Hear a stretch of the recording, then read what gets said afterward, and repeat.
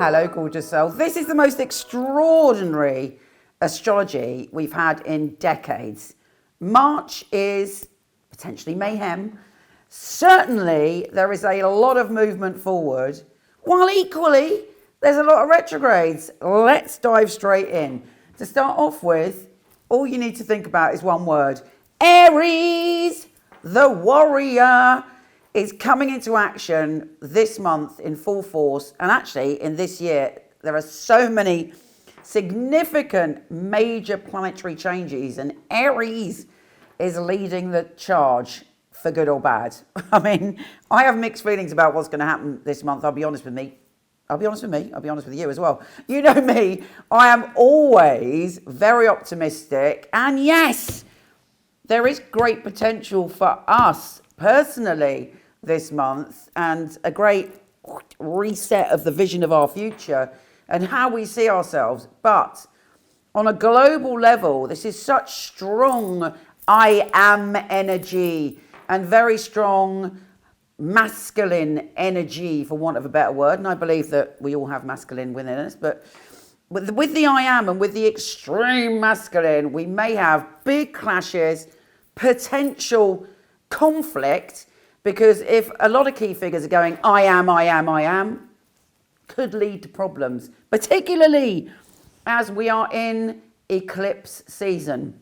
Right, let's start off at the beginning. On the 1st, we have Venus, the planet of love and abundance, in Aries, going retrograde, going backwards until the 29th, right? So it's all about who am I? Where have I come from in my journey when it comes to my love relationships, my intimate relationships, abundance in my life? What have I created?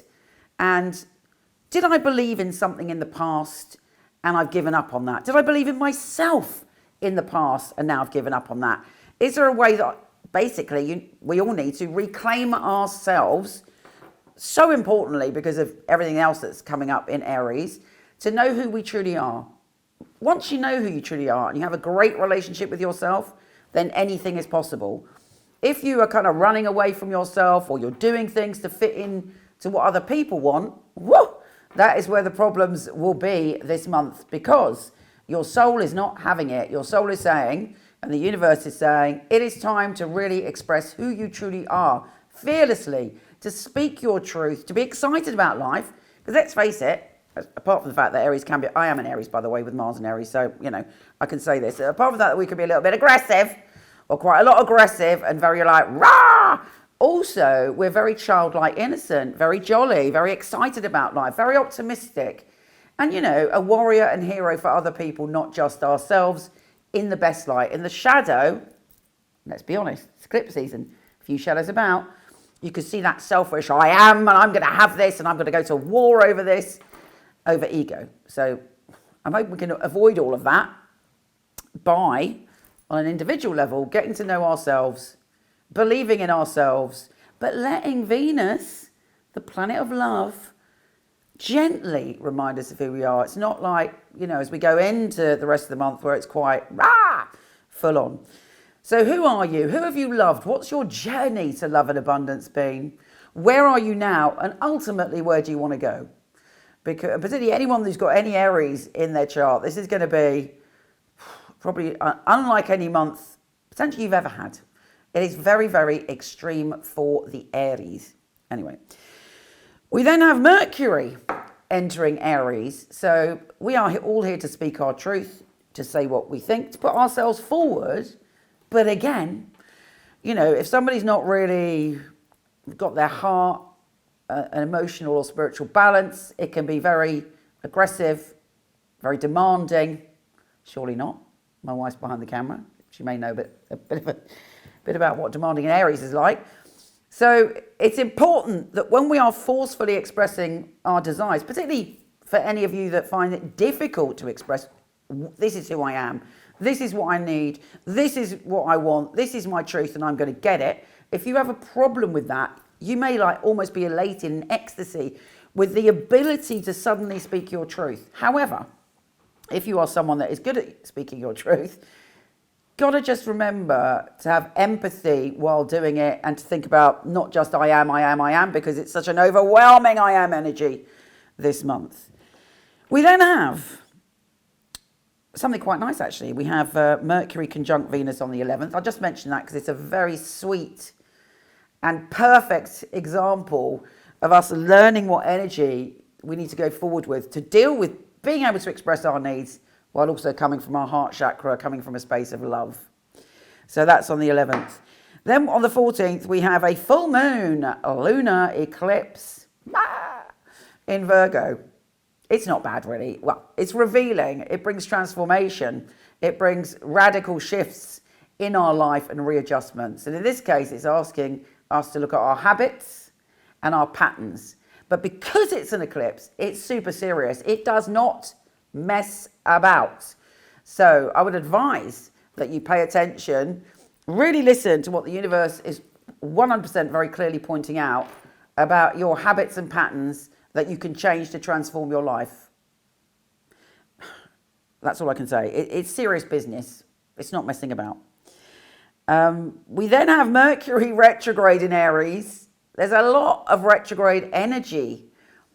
Obviously, with Venus and Mercury retrograde in Aries, we have to go back to go forward in a way. We have to go back to find out who we are, to be able to be who we truly are in the moment, and to have an honest look.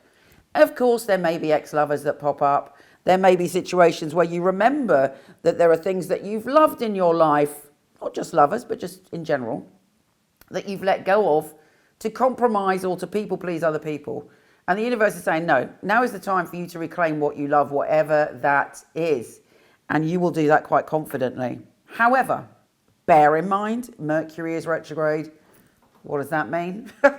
It means there could be confusion and illusion and us not seeing the clear picture until Mercury goes direct.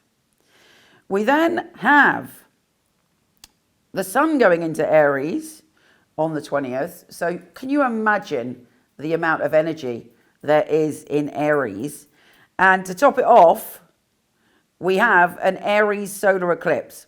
Having said that, just before the solar eclipse, we have Venus and Mercury both re-entering Pisces, which is great.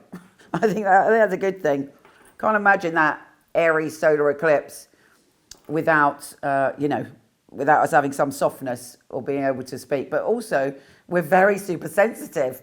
It's almost like we've gone through this dramatic gung-ho, rah, onwards, forwards, whir, this is who I am, this is what I'm going to do. To then going, ooh, hello, what happened there? So when Venus re-enters Pisces and Mercury re-enters Pisces, take a little bit of time out to relax and catch up with yourself.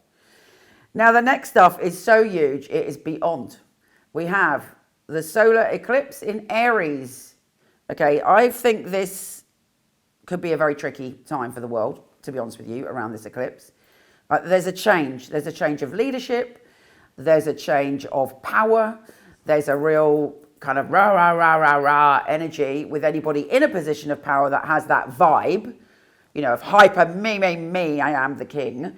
Any of that vibe is going to become very extreme, and there will be some big shift and transformation. It might not happen on the actual moment of the eclipse, because eclipses conceal and then reveal. So it might happen just after, but it is, I don't know whether to hide under the duvet or go, yeah, baby, bring on the changes, but it's drama. And if that wasn't enough, one of the biggest events of the year is that Neptune, who has been in Pisces, I've actually loved Neptune in Pisces, to be honest with you, it's in its happy place there, is going into Aries, of course. Whew, this is a game changer.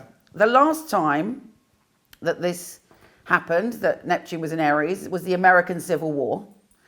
There were a lot of revolutions. There was a lot of, countries claiming power and becoming a bit more isolated. There was, I think I'm right in saying it was the Industrial Revolution as well. Not sure about that. I'm sure you'll tell me in the comments if I'm wrong.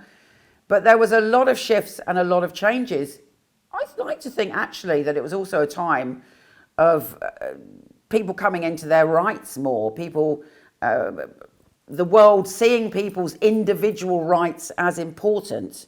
So that could be a positive. But Neptune is the planet of illusion, right?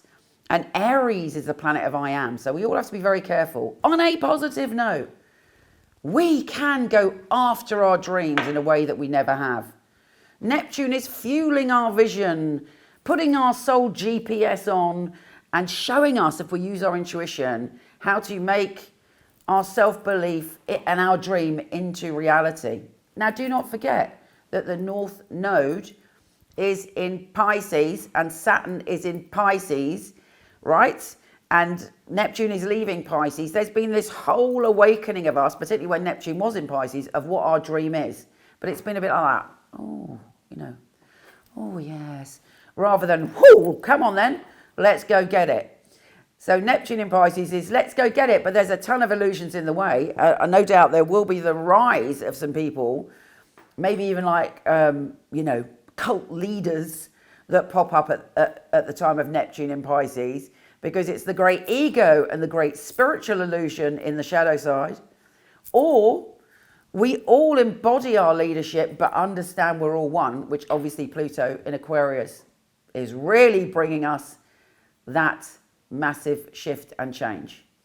So basically, who are you? Who do you want to be? What have you left behind? How can you reclaim it? Be careful of being overly aggressive, or, yes, we must all fight. We must awaken, without doubt, we must awaken the spiritual warrior. That is the message of this month, actually. And we must fight for what is right, but we must understand we're all one. Now, there are some absolutely positive things going on this month. We have, for instance, Mars sextile Pluto, Sun sextile Pluto, Sun conjunct Venus, Venus sextile Pluto, and Mars sextile Pluto in Aries. So we have the courage. There could be a lot of movement forward for us this month where everything transforms because we have the courage to speak our truth and truly be ourselves. As I say, lots of endings. I think there's going to be lots of endings of our belief, lots of saying, I'm not doing that anymore. I am going to do what I need to do for my soul journey. And that is a fundamental message. And it's up to us to really do that, but keep peace, love in our heart, and that connection to humanity. Otherwise, everybody's going to be fighting everybody. And everybody's going to say, I'm right, no, I'm right, no, I'm right, no, I'm right. And I think we've had enough of that. Anyway, it's exciting, it's magical, it's extraordinary. I'll be very interested to see what you think is going to happen. And I would love us to reconvene in the comments in April and go, wow, what went on there? Because let me tell you something, life is going to change in March, one way or the other. And there will be big shifts in power in the universe. Shall we pull a little tarot card to finish off? I know some of you love this and some of you aren't interested. If you're not interested, bye, love you, see you next time. If you are, let's have a bit of tarot insight, which personally, I'd quite like some. Okay, March, what do we need to know? The first card is, the Ace of Cups. Actually, I meant to say this. There are some very, very important Pisces conjunctions, particularly, I think, Mercury conjunct Neptune in Pisces on the 2nd, which we're never going to have again. And I think that the Sun also does the same thing.